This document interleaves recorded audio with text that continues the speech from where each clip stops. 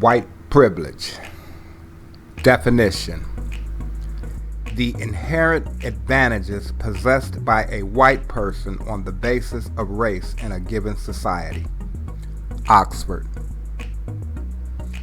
If a race is truly superior, they wouldn't have to booby-trap another race's attempt to pull itself up. See Black Wall Street, Tulsa, Oklahoma, 1921. Why do people, white people, think white privilege is invisible? If they looked through my eyes, they would not only see it, but feel it. White privilege has been around as long as America has been around. So when you say make America great again, we're thinking when. That greatness, like white privilege, is only seen through a particular people's eyes. I'm going to attempt to define and explain how white privilege works today. So without further ado, let's get it. Jim Crow laws, or separate but equal, were a series of state and local laws that, among other things, enforced racial segregation. The legislation, designed to disenfranchise and systematically strip black people of any and all economic and political gains made during the Reformation period. These laws were reinforced the idea of white supremacy and black inhumanity, calling for separate schools, separate businesses, and even separate bathrooms and water fountains. This started in 1877 and didn't end until the 1950s, but the practice can still be witnessed today across the South especially. Even the Protestant Christian churches got in lockstep with this inhumane construct when, in 1910, the National Council of the Congregational Churches of the United States publication wrote, "What infinite cruelties and injustices have been practiced by men who believed that to have white skin constituted special privilege and who reckoned along with divine rights of kings the divine right of the white. We are glad to take up the white man's burden if that burden carries with it the privilege of asserting the white man's superiority, of exploiting the man of lesser breed and making him know to keep his place." Another social construct played a major point in this idea of white privilege: eugenics. Eugenics is a pseudoscience created to promote the idea of white supremacy. This modern idea of science pushing racial superiority was started by Francis Galton, half-cousin of Charles Darwin. Eugenics, which carries zero validity in science, actually became an academic discipline at many white colleges and universities. So as you can see, white privilege was not only practiced, it was taught. Then there was redlining. Redlining was a systemic denial of various services by federal and local government agencies across the country. The practice of redlining is what has created the segregated neighborhoods you see today, and not some racial superiority. In denying a certain segment of society any governmental assistance, an already deprived African American citizenship will see the wealth gap explode. Not because of ingenuity or superior intelligence of one race over the other, but in underhanded backroom agreements designed to promote the idea of white dominance and, yes, white privilege. In March of 1933, then President Franklin Delano Roosevelt introduced the New Deal. This New Deal may have been new, but it pushed the same old policies: discrimination. Programs were created to supposedly relieve the American people of the poverty created by the fake banking depression. All it really did was increase the already very wide divide by giving low-interest, affordable home loans to whites and providing cheap, poorly made, subsidized apartments to blacks, affectionately known as the projects. Whites took full advantages of things like Fannie Mae, the GI Bill, and student loans. According to historian Ira Katznelson, these programs were deliberately designed to accommodate already in place Jim Crow laws. So you see, these things were done to promote white superiority, never to prove it. You can't talk about white privilege without bringing up the social construct. Today, you witness this idea of white superiority or white privilege in every facet of society. In school, your education is pushed from a revisionist white superiority sightline.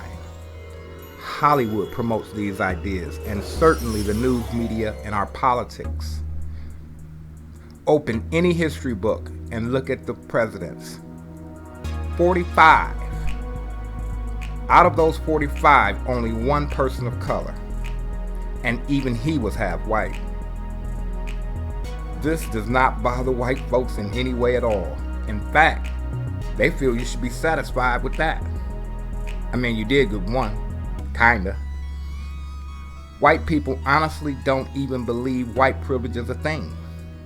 At least that's what they claim. Yet, on May 26th of this year, Miss Cooper, comically known as Central Park Karen, proved differently.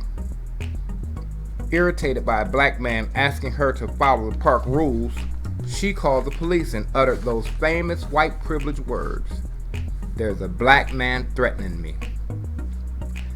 This is a perfect example of someone using their white privilege as a weapon. You cannot have a subject on white privilege without discussing law enforcement. Black people have never been afforded equal justice under the law. Never. For white people, police are the good guys in white hats. For black people, they're gang members with a license to kill. White people use drugs as much or more than any other race, yet other races are far more likely to be pulled over for suspicion of drugs. Racial profiling and injustice has been around as long as police have been around. Don't believe me? Ask that black friend you always claim you have. Granted, racism, white privilege is a touchy subject to be sure. White people take it as an indictment on their position. And for black people, it could mean their job, or at the very least being ostracized in the workplace. Most white people fight back with the dumbest, dare I say, racist conversation. A sworn law enforcement official kills an unarmed black man, and what do they say? Well, we don't really know what happened. Cops have dangerous jobs.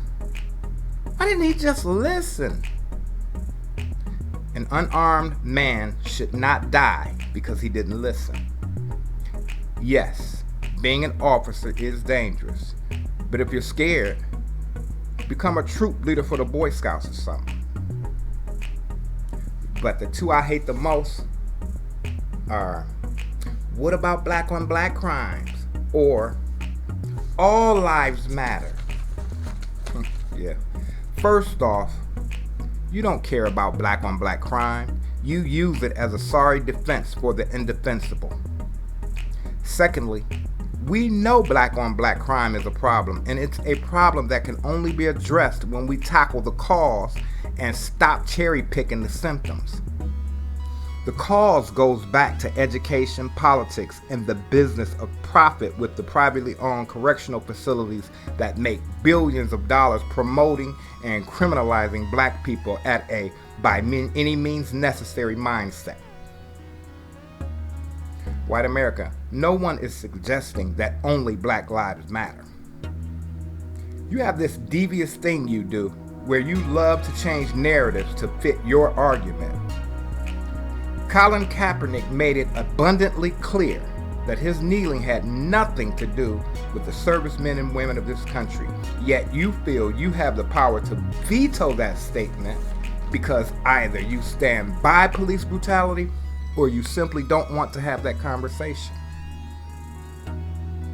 When an animal is on the verge of becoming rare, white Americans love to create a fund. Save the whales, for example.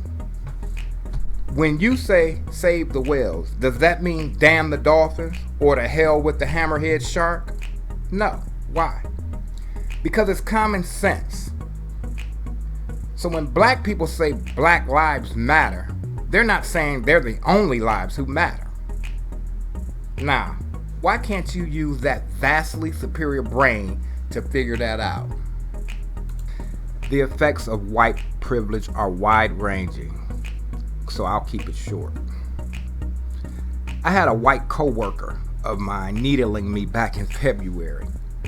He asked, "Why are African Americans the only race who gets a month to celebrate their blackness?" I said, "Ryan, y'all get the other 11.